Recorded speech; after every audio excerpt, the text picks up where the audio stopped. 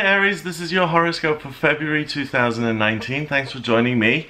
On the 4th of February, we have a new moon in Aquarius. I've made a separate video on that, but it happens in your 11th house of hopes and dreams being realized.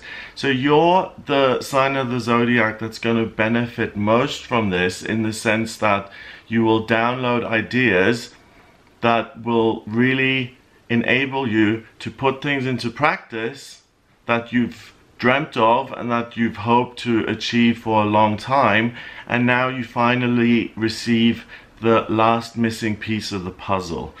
Also, in terms of your chart, most of the energy is in the last quadrant, the fourth quadrant, which is houses 10, 11 and 12, which is work, hopes and dreams, and spirituality and spiritual strength. So I've made a separate video on the new moon in Aquarius. Check that out. You're going to be really inspired and full of ideas that will help you make things better for yourself and humanity. Also on the 4th of Feb, Venus, the planet of love and beauty, goes into Capricorn in your 10th house. So what it is you love is devoting yourself to your work, to making your ideas tangible, putting them into some sort of format so that other people can work with them and with you to realize your hopes and dreams and desires.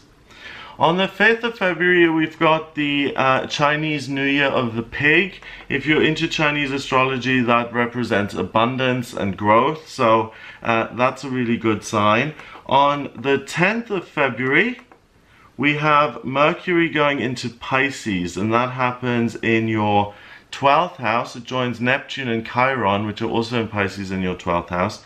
So from the 10th of February onwards, you're going to be even more tuned in to kind of the abstract world and abstract ideas.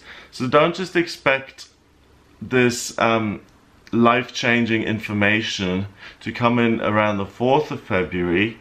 With Mercury being in Pisces, it really gives you access to the secret and the hidden realms, like the Akashic records. And if you have questions, or if you want to kind of spiritually explore things, you're really going to be able to do that. Neptune is the water planet of dreams and imagination, and Chiron is the centaur.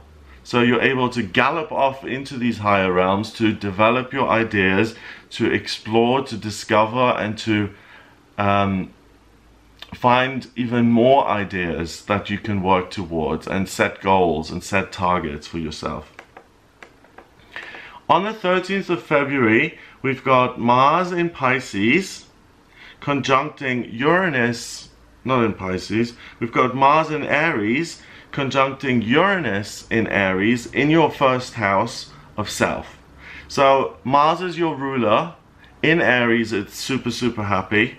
Uranus is about rebellion and doing things independently, even if it's eccentric or even if it's unusual. And those two sitting at 29 degrees in your first house means that if you take action independently this month, or if you communicate your ideas independently this month, you're really going to be of service to other people.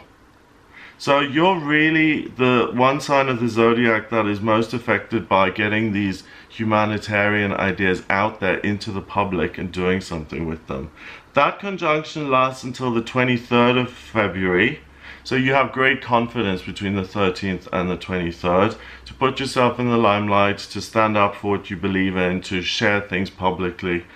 On the 14th of Feb, on Valentine's Day, this is so weird, we've got Mars, the male principle, going into Taurus. And Taurus is about sensuality, sex, it's about luxury and comfort. So that really, and it's your ruler, so that really serves you for Valentine's Day, really getting more focused on the physical and being grounded, and not being up there in the sky with your ideas and with your hopes and dreams that you want to implement. But on the 14th, you kind of come back to earth a little bit and you focus on who is around you, and it's really positive for the energy of romance and things like that. Now on the 19th of Feb, we've got a full moon in Virgo. It's also a super moon, which means it's bigger and it's closer to the earth and it has more of an influence on us.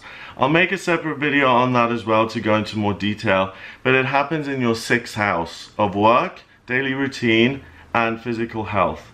And Virgo is like a sponge that absorbs information.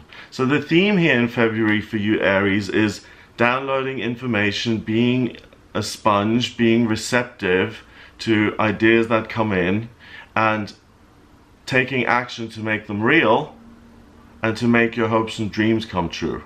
So if you're able to translate abstract thoughts into physical things like books or paintings or classes, seminars, that's when you achieve your greatest good.